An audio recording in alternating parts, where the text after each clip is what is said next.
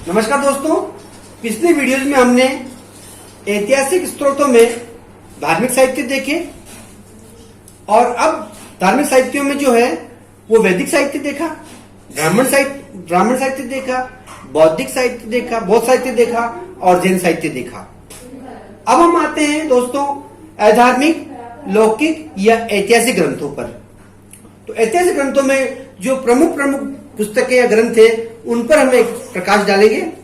सबसे पहला जो ग्रंथ है वो है अष्टाध्यायी। अष्टाध्यायी की रचना दोस्तों पाणिनि द्वारा की गई थी और ये प्राचीन भारत में व्याकरण पर लिखा हुआ प्रामाणिक और प्राचीनतम ग्रंथ माना जाता है। तो ये व्याकरण पर उस समय का प्राचीनतम ग्रंथ माना जाता है जिसकी रचना पाणिनि द्वारा की गई थी। दूसरा ग्रंथ है दोस्तों महाभाष्य।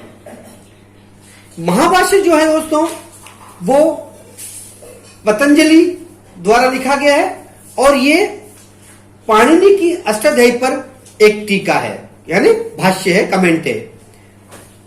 इसके माध्यम से हमें पुष्यमित्र शुंग के काल की घटनाओं की जानकारी मिलती है। क्योंकि पतंजलि जो थे वो शुंग काल के ही पुरोहित थे, इसलिए इस पुस्तक से हमें पुष्यमित्र शुंग के काल की घटनाओं की जानकारी मिलती है, जो कि शुंग वंश का संस्थापक था। तीसरी पुस्तक दोस्तों वो इंपॉर्टेंट है, वो है अर्थशास्त्र।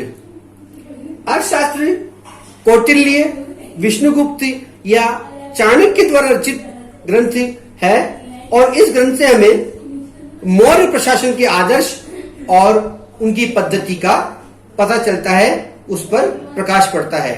तो अर्थशास्त्र भी बहुत महत्वपूर्ण पुस्तक है और मौर्य प्रशासन की अच्छी जानकारी हमें मिलती है। चौथी पुस्तक है दोस्तों गार्गी संहिता। गार्गी संहिता की रचना प्रथम शताब्दी ईस्वी में हुई थी और इसमें महत्वपूर्ण बात यह है कि इसमें यूनानी आक्रमण का उल्लेख मिलता है। चौथी शताब्दी से जो यूनानी आक्रमण हुए थे उसका हमें उल्लेख गार्गी संहिता में हमें मिलता है। नेक्स्ट जो पुस्तक है वो है दोस्तों मुद्राक्षस। मुद्राक्षस के माध्यम से हमें मौर्य काल की कुछ घटनाओं पर जानकारी मिलती है और इसकी रचना विशाखदत्त द्वारा की गई थी।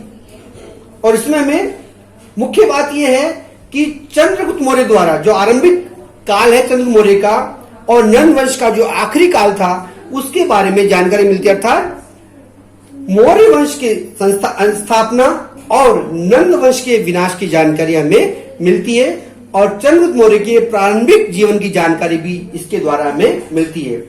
दोस्तों यहाँ मैं इंपॉर्टेंट बात ये बताना चाहूंगा कि अभी तक जो परीक्षाएं होती आई है उनमें जो है वो लेखक और पुस्तक और लेखक का नाम पूछा जाता है, लेकिन अब जो है इसमें ट्रेंड चेंज हुआ है। चेंज क्या हुआ दोस्तों? चेंज ये हुआ है कि अब तक तो पुस्तक और लेखक का नाम पूछा जाता है, लेकिन अब जो नया ट्रेंड चला है वो है उसमें कंटेंट क्या है, उस पुस्तक का कंटेंट क्या है। तो कंटेंट पर ज्यादा जोर दिया जा रहा है, इसलिए कंटेंट को आप याद रखें। लेखक और पुस्तक तो याद रखना ही है, लेकिन उसमें इंपॉर्टेंट जो है वो कंटेंट होता है। तो कंटेंट को आप ज्यादा याद रखें कि उस पुस्तक का कंटेंट क्या है। तो नेक्स्ट पुस्तक लेते हैं दोस्तों मालविकाग्निमित्र। ये पुस्तक गुप्त काल में कालिदास द्वारा लिखी गई थी और इस नाटक में या इस पुस्तक में वसुमित्र और यूनानियों के बीच युद्ध का वर्णन मिलता है। जो शुंग काल का है उसका वसुमित्र जो है और यूनानियों के बीच युद्ध का वर्णन इसमें मिलता है। नेक्स्ट जो पुस्तक है दोस्तों वो रघुवंश। रघुवंश भी गुप्त काल में कालिदास द्वारा रचना की गई है इसकी और यह संभवतः समुद्रगुप्त की इसमें जो गुप्त काल का प्रमुख शासक था, प्रभावशाली शासक था, शक्तिशाली शासक था समुद्रगुप्त, उसकी दिग्विजयों की उल्लेख हमें मिलता है। दिग्विजयों की झलक इस पुस्तक में रघुवंश के माध्यम से हमें मिलती है। तो ये भी रचना ऐतिहासिक दृष्टिकोण से बहुत ही महत्वपूर्ण है, इंपॉर्टेंट है। नेक्स्ट जो दोस्तों पुस्तक है वो है हर्षचरित। हर्षचरित जैसा पता ही होगा, हर्षचरित की रचना हर्षवर्धन काल में बाणभट्ट द्वारा की गई है और इस पुस्तक के माध्यम से सम्राट हर्षवर्धन